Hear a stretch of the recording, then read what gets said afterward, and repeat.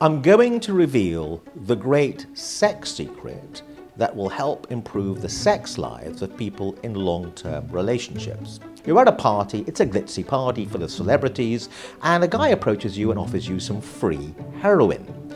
Initiating a conversation. You see someone in a coffee bar, you quite like the look of them. What do you say to start something going? The point of these short videos are to give you some quick tips on how to overcome some of the everyday difficulties in life. And I believe that if you develop these skills, you'll be able to surf the problems of life more competently, become less stressed, and therefore never need to see someone like me.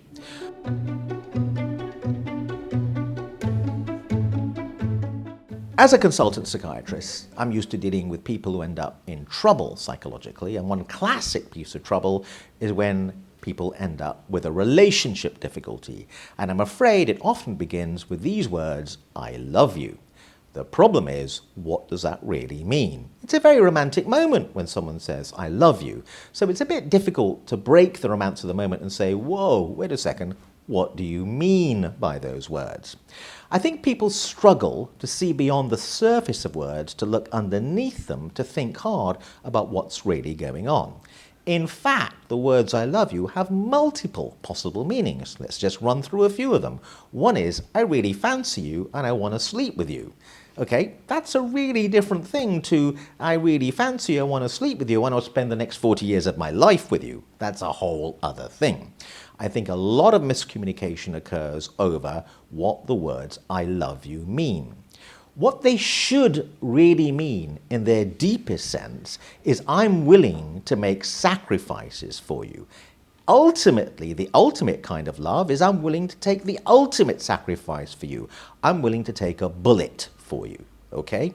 The trouble is, when people say "I love you," how do you know that that's what they mean? That this person is really saying the ultimate version of that, which is, I will look after you for the rest of your life. I will take whatever sacrifice, whatever hit is required. And if you stick with me, you're going to get utter commitment, utter care.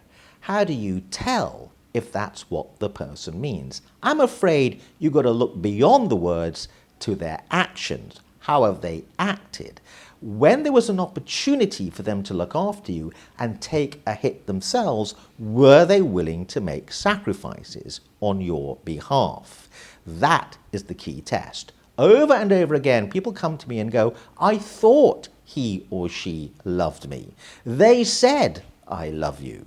And now I discover, after the 10th affair, that what they meant by the word love was different to what I understood by the word love. The word love contains a lot of problems. So when someone says it, think hard about what do they really mean and try to interrogate their meaning. You could ask them what they really mean, observe their life, observe their ability and willingness to make sacrifices for other people. Also examine their own experience of love. Did people look after them in the way you want to be looked after? So do they have an understanding of what you think you understand by the word love?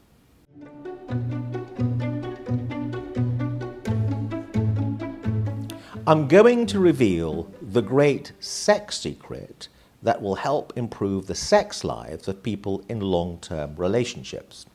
Generally speaking, people in relationships that have just begun aren't usually looking for this kind of advice, and you may want to think about why that is. What's going on, and people often talk about how relationships go a bit stale, they're looking in the wrong place for why people's sex lives tend to suffer 5 years, 10 years into a relationship. Think about when you first meet someone and you're getting to know them, you quite fancy them, you arrange a date, you're going to see a film on Friday night, you're not living together. You kind of know that if you're going to see a film on Friday night and have dinner, sex may be on the cards. So it may be, it may not be, but here's the key point. The sex has been scheduled. It's timetabled in. It may or may not happen on Friday night. You definitely know it's not happening on Thursday because you're not living together. And it's not happening on Sunday because you're not meeting. It's scheduled.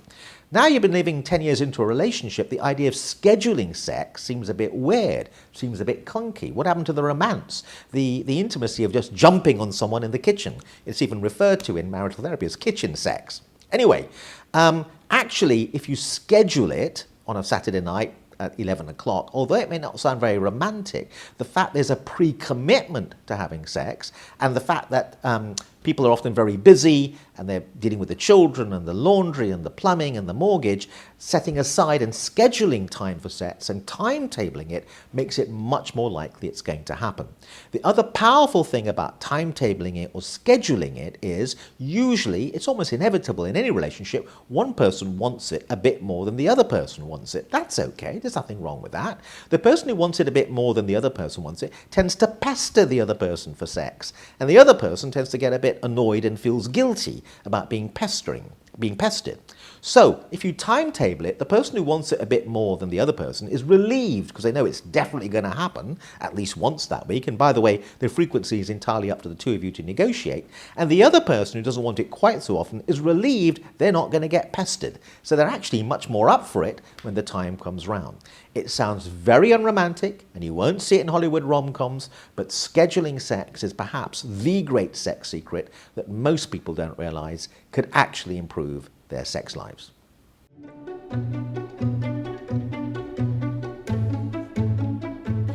Obviously, there's a romantic way of thinking about love, and you see that in rom-coms and films and literature. But psychologists and scientists, scientifically examining the concept of love, have come up with a radically alternative view of it. And it's called the triangular theory of love. And what it says is love has three basic components. The first component is commitment. The second component is passion, and the third component is intimacy. What do we mean by that? What we mean by that is you could have what's called consummate love, where you score high on all three. You've got lots of commitment, you've got lots of passion, and you've got lots of intimacy, in which case you have consummate love. By the way, there's a difference between passion and intimacy. Passion is the erotic, physical, passionate side of love. Intimacy is the ability to be yourself, to be completely honest and authentic with another person. So that refers to emotional and intellectual intimacy. Commitment is the idea, I'm going to be in it for the long haul, I'm going to be with you for the next 40 or 50 years. Here's the key point when you understand the triangular theory of love. Some people might score high on commitment in their relationship, but low on intimacy and low on passion. You could score high on intimacy, but low on commitment and low on passion, etc., etc. There are all sorts of myriads of combinations.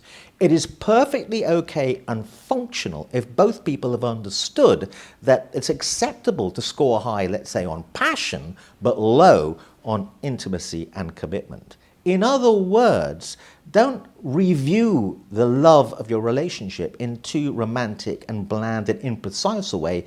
Think how high are you scoring on each of these three different versions. Think about what you really want, what's important to you, and think about, if it's not maybe making you happy, modifying one of those three. Do not say, this is a view from a marital therapist there, I'm not happy about the way our relationship's working, I don't think we really love each other. That line is in loads of movies. Instead, and I know this sounds a bit clunky, let's think about where we could do something about the bit that's missing. Is it the commitment? Is it the intimacy? Is it the passion?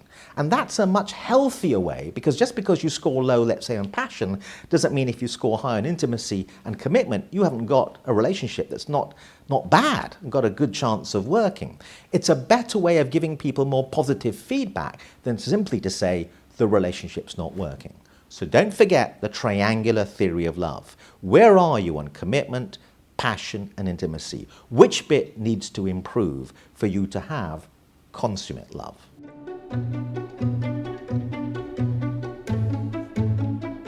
I want to talk a little bit about negotiation. There is a sense in which everything in life is a negotiation. You want to meet with your friends at 8 o'clock this evening in the pub, and they want to meet at 10 o'clock in the pub. Now there's a negotiation to be had. This is a relatively trivial negotiation, but there is a sense in which practically everything in life is a negotiation. You want to get more money out of your boss? There's a negotiation to be had. You want to negotiate the price of the house that you've got your heart set on? there's a negotiation to be had. Not only as a consultant psychiatrist do I help people in everyday life deal with negotiations, I'm often involved in multi-billion-pound deals where one party, a private equity firm, calls me in to help them handle the psychology of negotiation.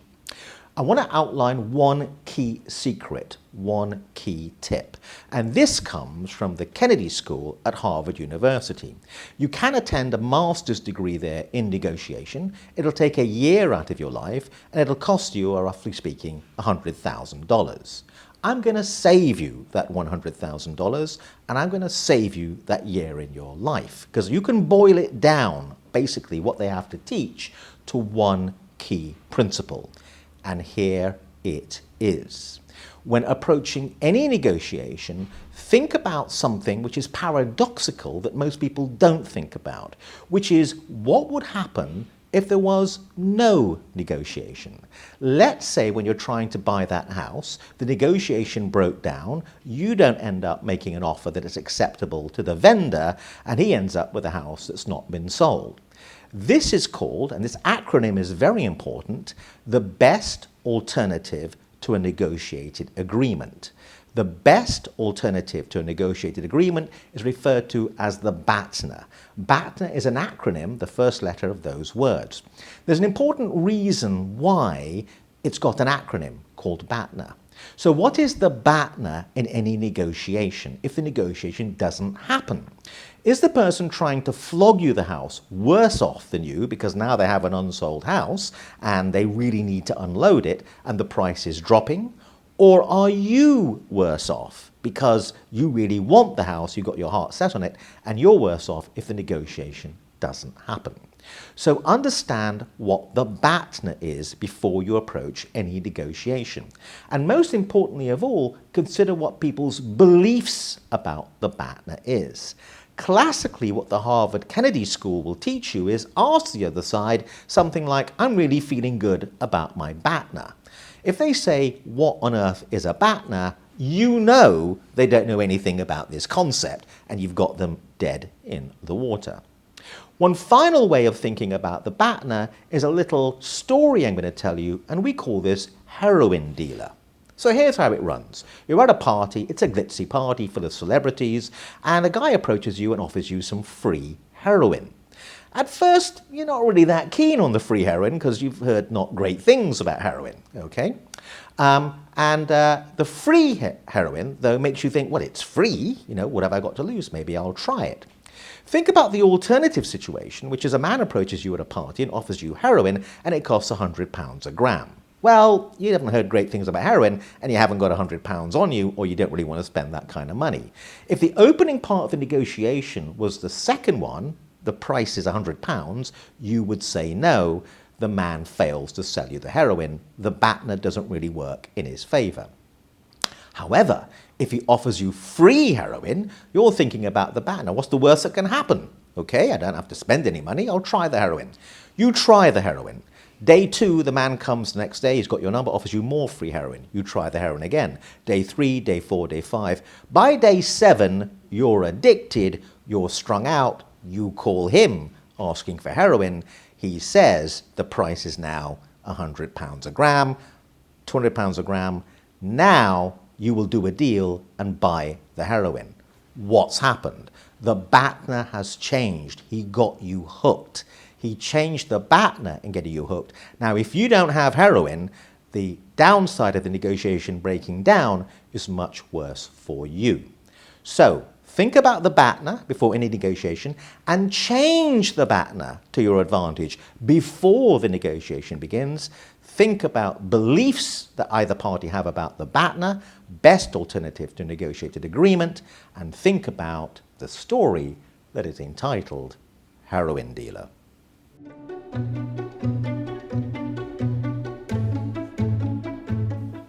I want to talk about how to stop worrying. Oddly enough, worry is a conversation that isn't had often enough between therapists and clients. Yet worry is the commonest negative or aversive mental experience in life. Now, one of the things you could entertain yourself with at a dinner party is say to people around the table, can you give me the technical definition of worry.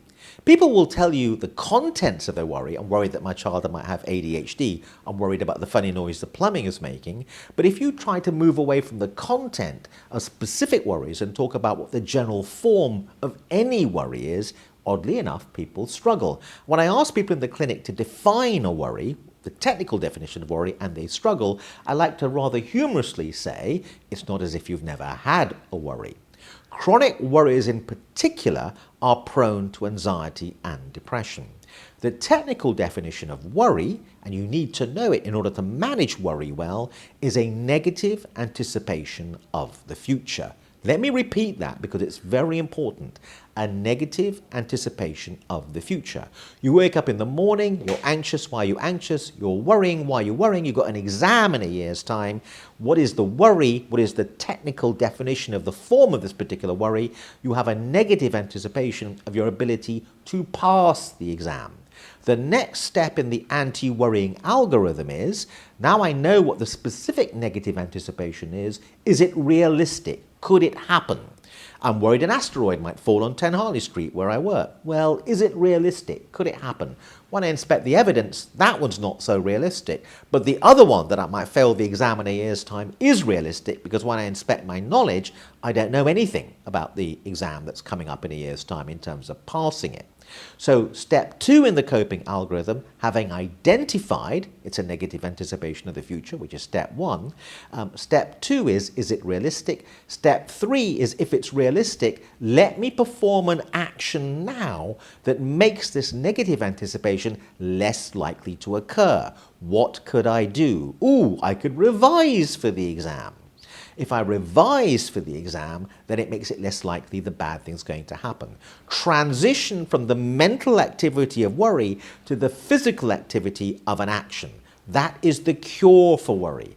Once you've revised 5 or 6 hours that evening, you may still be worrying about the exam, but if there's no further revision that can be done that day, here's a key point coming up. There is no point to carrying on worrying.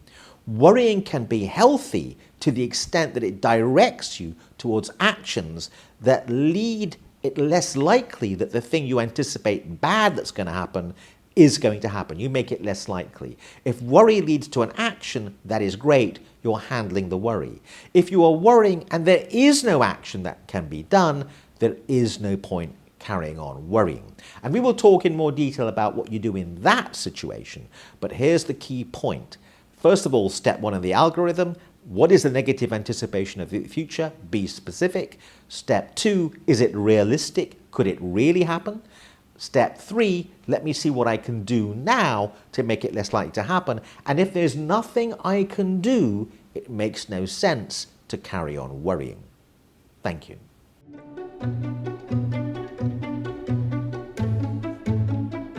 We live in a world where lots of dating apps are around, mobile phones, social media, the internet. People have never been more possibly connected than ever before. And yet, people are ever more lonely. Loneliness is perhaps worse as a problem in our society than ever before. What's going wrong? I believe one rather simplistic way, perhaps, but powerful way of boiling it down is difficulty initiating contact, initiating a conversation. You see someone in a coffee bar, you quite like the look of them. What do you say to start something going? And what's really important about this psychological concept is once you start it going, it doesn't matter where it goes from there because it's easier once the ball is rolling. There's a certain inertia to human relationships. The key thing is make something happen. Start it going, and that's where people fall at that hurdle because they're too terrified or frightened or worried about that initial conversational gambit. The second point I want to make about that is people hit an idea of too high a bar. You don't have to be Shakespeare. You don't have to be James Thurber in terms of wit. And you don't have to be Einstein in terms of intelligence. You just have to get something going. So have a plan. Here's the plan. It's called the compliment and question technique. It's incredibly powerful. It sounds clunky, but it works. Something like, that's a nice hat you're wearing. Where did you get it? Notice something very important. The where did you get it cannot be answered with yes or no. It does lead somewhere in terms of a conversation. It doesn't matter if it's clunky. You want to do advanced stuff in this area? Wear something like people are more likely, therefore, to ask a question about it. So dress in a certain way where it's possible people could do compliment and question. One final point, another big important technique which people who are bad at conversation miss out on, is called free information. As you answer the question, you know, that's a nice hat, where did you get it? Oh, I bought it at this hat shop in St. James's. I like to collect hats. You've taken it one step further. You've given free information about yourself, which allows the other person now to ask you more questions about that. So, compliment and question, followed up by free information, and that is the way to overcome any inhibitions of starting any conversation.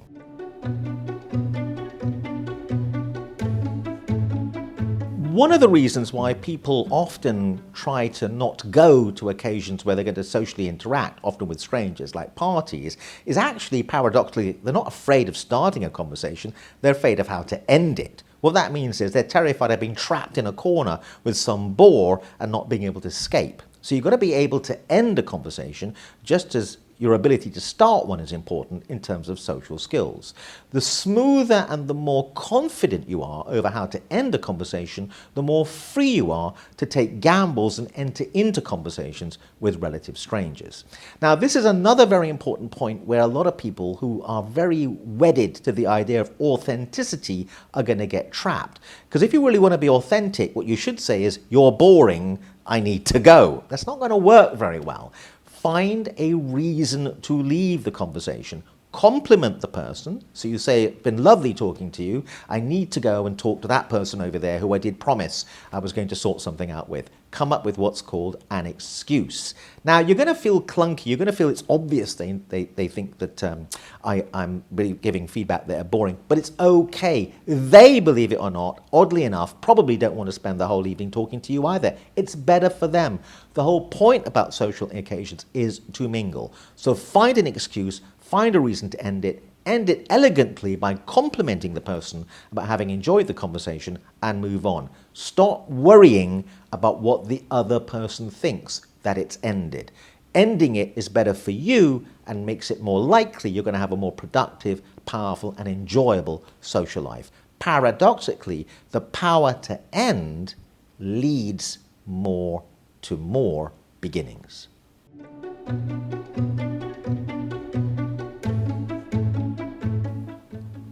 A lot of people, in my experience, have trouble saying no.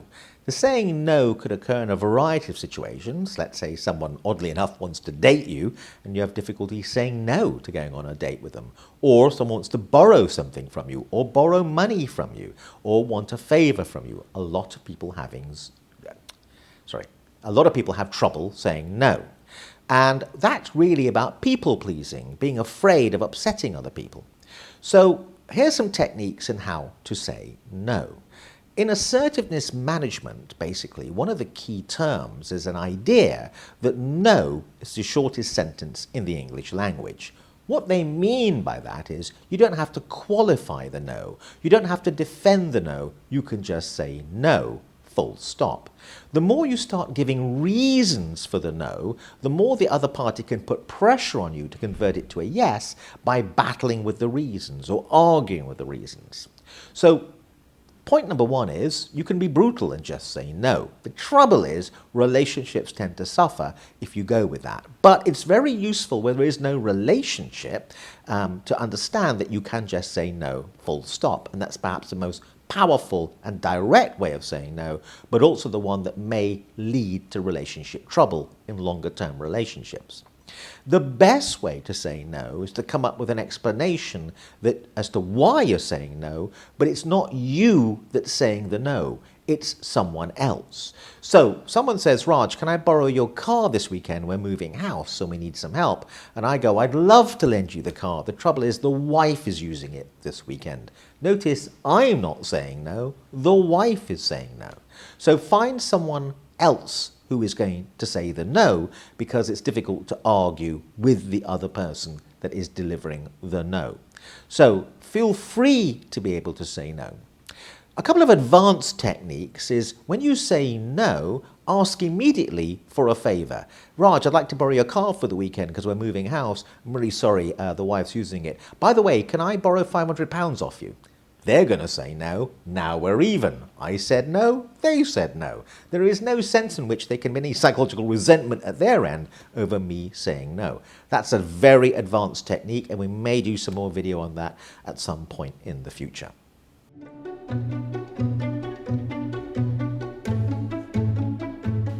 We have talked about how to say no, and that is kind of a very favourite subject in assertiveness management.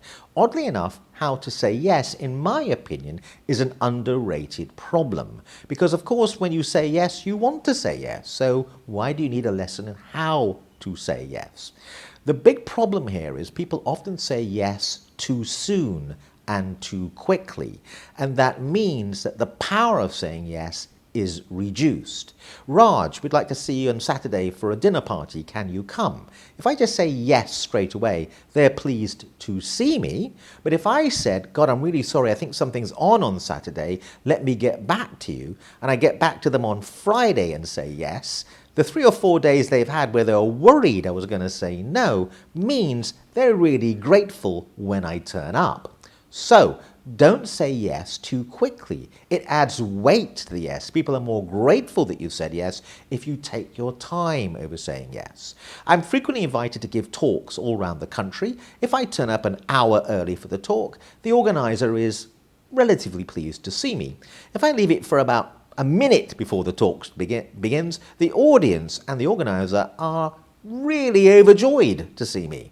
Notice what's happened there. I said yes, but I delayed the yes a little bit. I'm not saying I do this on purpose, I'm just making a point. If you delay the yes, you get a much more powerful positive response back for the fact that you said yes. Beware of saying yes too quickly.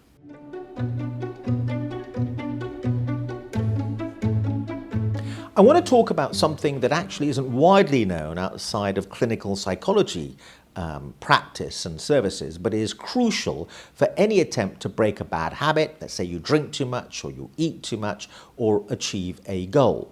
Most people make a big mistake over the concept of willpower. They think it all comes down to willpower, and that if you flick a switch in your brain and hit the right willpower motivation, you will avoid Mars bars last thing at night, and you will cut down on drinking, etc., etc., etc. In fact, the opposite is true. Assume you will always succumb to temptation. Therefore, remove the temptation. This is why it's called the desert island treatment.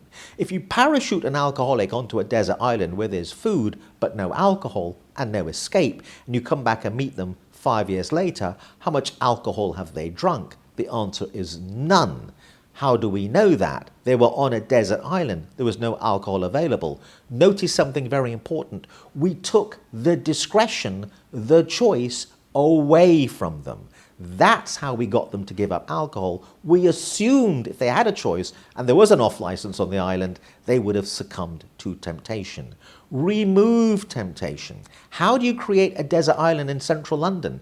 You remove your credit cards. You don't have access to pay on your phone, and therefore you can't buy the alcohol from your local off license. When you're walking back from the tube station, you pick a different route so you don't walk past the local off license. The job of giving up any bad habit, any addiction, or attaining any goal is create the environment that forces you to make the right choice. Do not rely on willpower. Paradoxically, if you create an environment that forces you to make the right choice, then you will make the right choice and you will achieve your goals.